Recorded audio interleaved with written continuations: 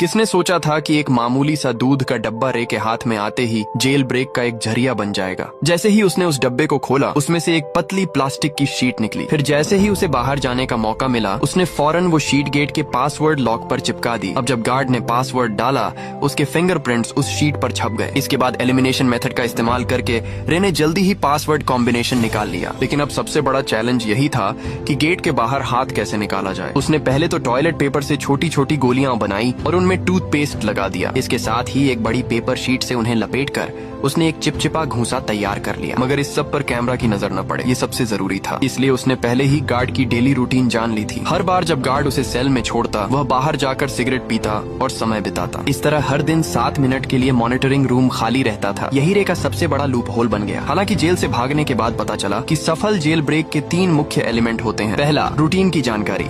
दूसरा, जेल का लेआउट समझना। तीसरा, बाहर साथी का होना। रे के पास पहले 2 एलिमेंट थे और जेल की स्ट्रक्चर का भी उसे पूरा अंदाजा था। उधर उसने जेल के बगल में एक वीक स्पॉट भी देखा। वहाँ एक फायर स्टेशन था। रे के पास सिर्फ ब्लैक सेल की लोकेशन थी। सब कुछ समझने के बाद उसने अपना प्लान शुरू कर दिया। एक दिन उसने जानबूझकर एक गाड़ी को मारकर घायल कर दिया।